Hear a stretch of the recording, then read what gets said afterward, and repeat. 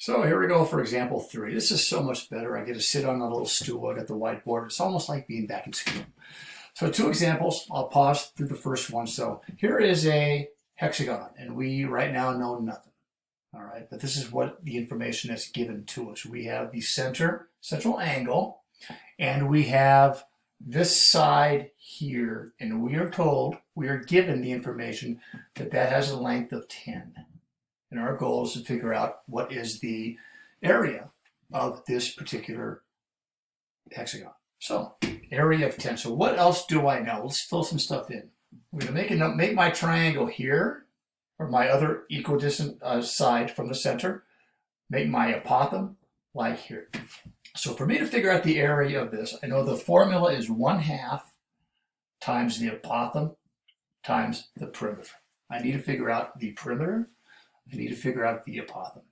So first thing I need to do, again, this is too small for me. I'm going to make this triangle really big down here so I can work with this. Can you see that okay? Yep. So this is what I know. I know that this length is 10. I know this is a right angle. That's all I know. Until I get some angle measures, I'm kind of stuck. So let's do some math. If this is 6 sides, 1, 2, 3, 4, 5, 6.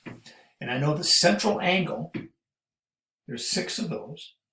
360, I'll put this off to my thought bubble over here, divided by 6 is going to give me a central angle of 60 right in here. The whole thing here is 60.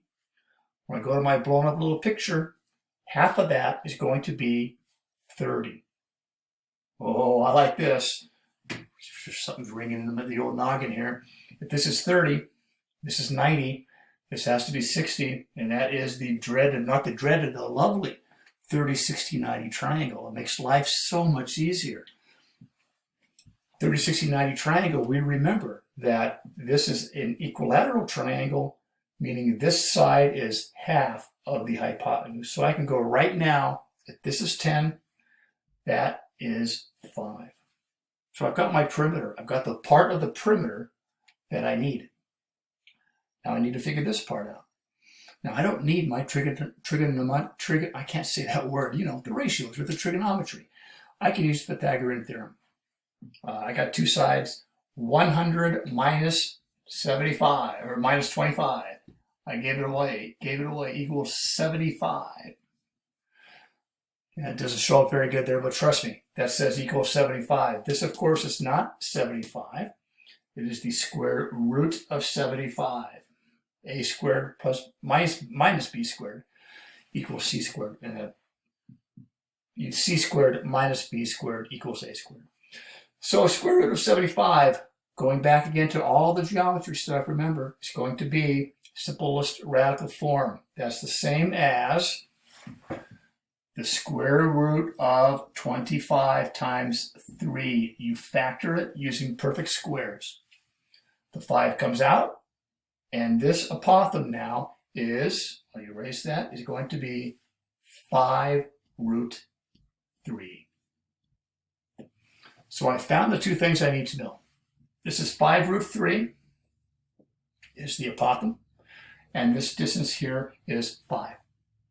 So now I can go in and use the form. I'm going to pause to get my eraser here for 1 second. We're back, neaten it up a little bit for you. There's my formula for the area of the polygon. I know now by breaking this apart, this side is 5 root 3, that is 5. I fill in what I know. 1/2 times the apothem, and it's an ugly number, but we can make this work. 5 root 3 times the perimeter. Now I got to think a little bit now. Yes, this is 5, but look, now you take it back to the smaller. This is 5 here. 5 and 5 is, of course, going to be 10. There are 6 sides, so the perimeter is 60. 1/2 times the apothem times 60. When I multiply those together, 60 times 1/2 is 30. 30 times 5 is 150 times root 3. When you use your calculator, now you may use a calculator since we're finding area, you will estimate, and when you multiply it out, you will get the answer of, I'm going to ask you, I don't have it written, I got to actually multiply it. Good, no, here it is right here. The answer is going to be 259.8. The area is 259.8. Can you read that over there? Yes, it's not very good, but yes, you can. These are, of course, squiggly lines because we're dealing with an irrational number. So that's your first apothem example. Example 2, coming up. That's 5 minutes. We'll get this one. All right, second and last example. You're almost done with me. You've almost got it. We have a pentagon, 5 sides. We do not know the apothem. We know that this value here is 4. So let's find out what we know without doing anything else, or let's find out what we know. Let's get the central angle. 360 divided by 5 because of 5 sides will be 72. But the central angle is 72. That means this is half of that, which is 36. If that angle is 36 and this angle is 90, we know that that angle, these two being complementary to 90, that angle is 54. So we have this partial perimeter number. We need the apothem. We got to find the apothem. How do we find that? Well, there are 2 ways we can do it. Now I use our ratios from trigonometry. All right. There's 2 different ones that I can use. I want to find this side right here. I have one side. I have some angles. So I can do a couple things here. First of all, if I could go 54, this is opposite. That is adjacent. Tan 50. So tan 54. Tan 54 equals the ratio of x over 4. That will give me a value. Or I could do tan 36. 36 opposite over adjacent. I could do tan 36. I can use either one of those, but remember that you have to write this ratio out because we still get messed up by that. Tan 36 is going to be opposite over adjacent. That's going to be 4 over x. These are different animals right here. You will have the same value, but tan 54 is x missing value divided by 4. Tan 36 is 4 divided by x. When you use your calculator to figure those out, again, you need to have degree mode, be in degree mode. That value is 5.5. Okay, check your calculator right now and make sure that works. That value is 5.5. Now we can take that, multiply it by the perimeter, 4. Now, it's not 4 times 3, it's not 4 times 5, it's 4 times 10. 1, 2, 3, 4, 5, 6, 7, 8, 9, 10, 40. So we have 40 is the perimeter. The apothem is 5.5.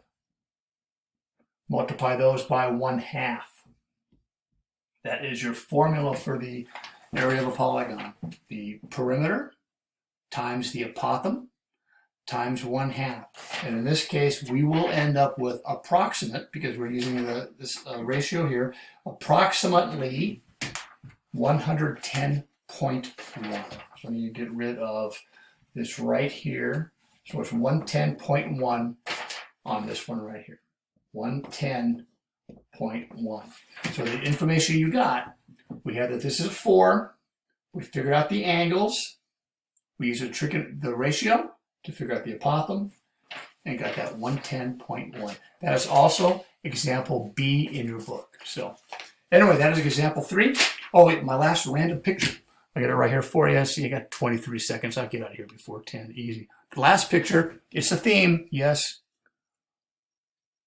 Animals whose letters start with O, an ostrich.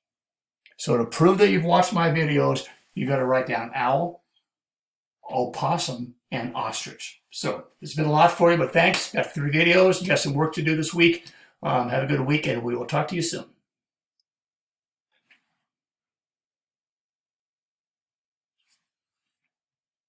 No, not pause. Stop. I'm sorry.